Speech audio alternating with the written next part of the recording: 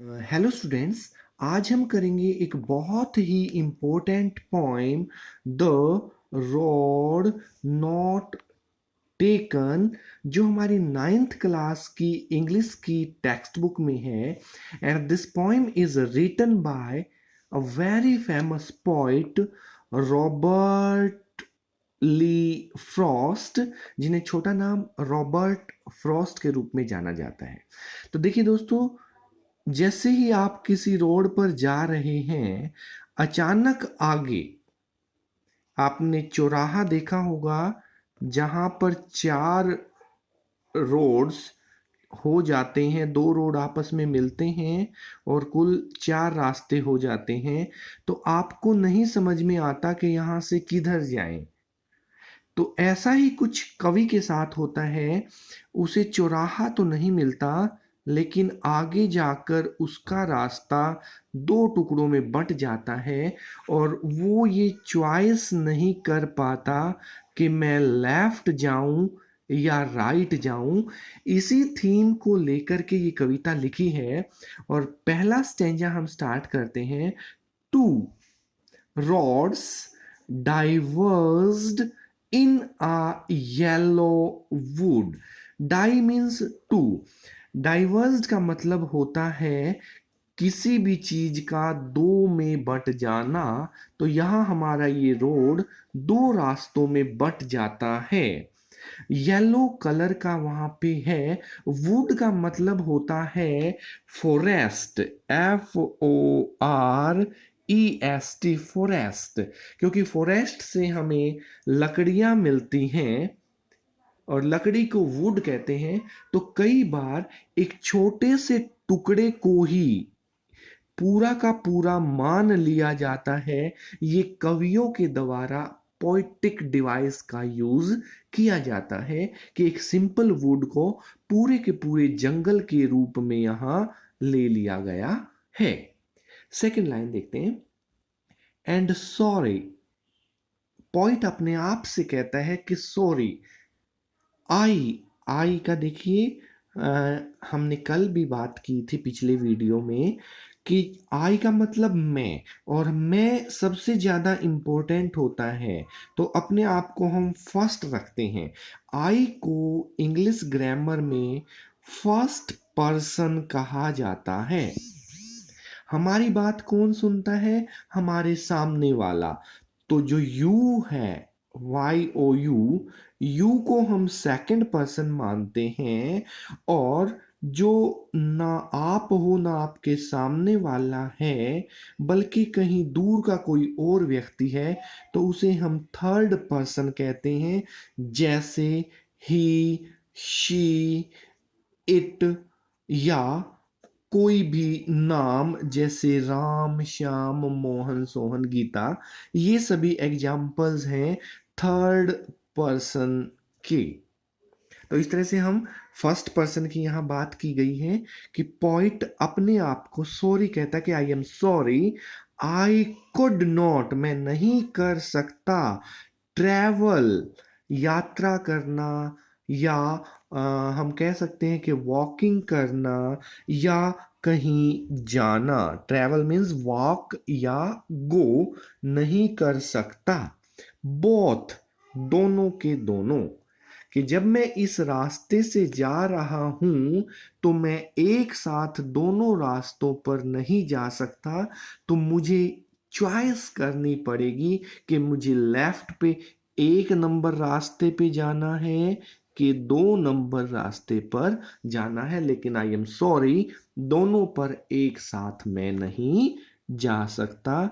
So this poem deals with a theme of taking choice in our life. Third line देखते हैं। And B one, मैं तो केवल एक ही हूं, ट्रैवलर, ट्रैवल करने वाला, अभी ऊपर आया था यात्रा करने वाला या जाने वाला, उस रास्ते पर जाने वाला मैं एक ही हूं। तो मैं दोनों पर नहीं जा सकता। इसलिए क्या करता हूं? Long, for a long time, I stood, stand, stood, stood, ये देखिए वर्ब की फॉर्म्स आ गई।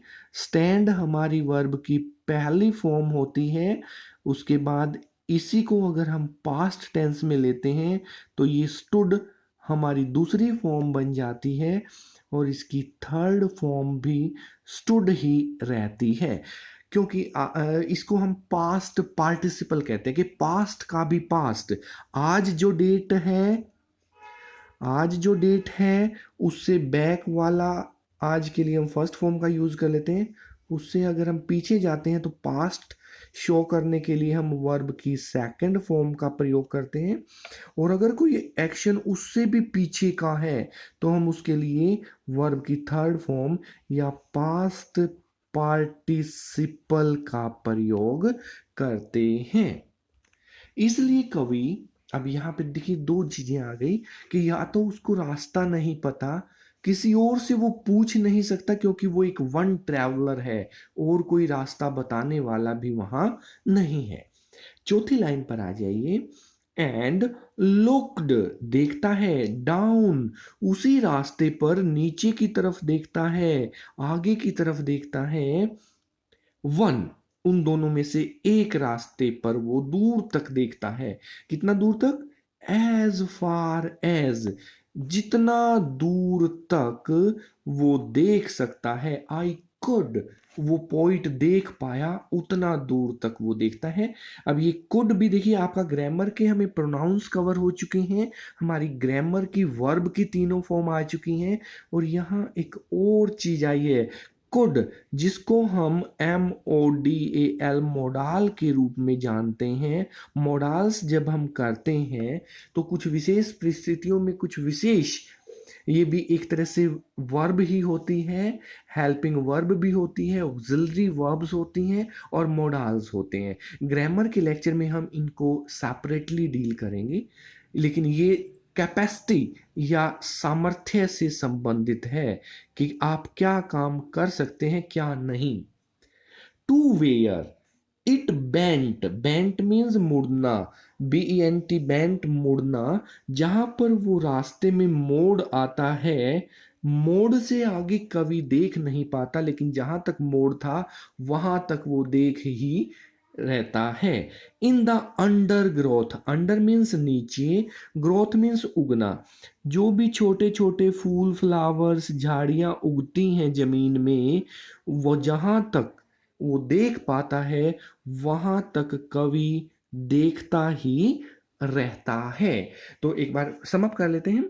दो रोड थे जंगल में, कवि दोनों पर जा नहीं सकता, रास्ता पूछ नहीं सकता, तो वो एक रास्ते पर दूर तक देखता है जहां उसे जंगल में छोटी मोटी घास दिखाई देती है। वर्ड मीनिंग्स या ग्लॉसरी हम कर चुके हैं।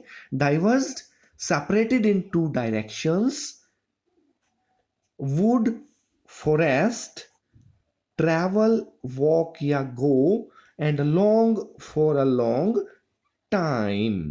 अब इसी के कॉम्प्रिहेंशन क्वेश्चंस करते हैं। पहला क्वेश्चन जो इस पोइम से बनेगा, what is the name of the poem. हमने बिल्कुल शुरू में किया, पोइम का नाम था the road not taken. Question number 2, what is the name of the poet. जल्दी से याद कीजिए, हमने किया था कि पोइट का नाम है रॉबर्ट फ्रॉस्ट। ये अमेरिका के एक बहुत बढ़िया कवि हुए हैं, नेचर के बारे में लिखते हैं। और आज की कविता भी हमारी नेचर के साथ ही पहला स्टेंजा खत्म होता है। अंडर ग्रोथ, हरी हरी घास और वहाँ के फूल पौधे, छोटी छोटी जो ग्रोथ है, जो नेचुरल ग्रोथ है। Who is I in this lines, तो हमने बिल्कुल पोइम में शुरू में किया था। आई कौन है? आई यहां पर है कवि Robert Frost. I is Robert Frost in this lines. How many roads diverged in the wood, कितने रोड थे? Yes, two roads diverged in the wood. और पांचवा और अंतिम क्वेश्चन इस स्टेंजा का बनता है, where did the poet look, poet कहाँ देखता है? Poet looked down one as far as I could. तो आंसर बन जाएगा, the poet looked down at one road, दोनों में से एक रोड पर देखता है। Thank you.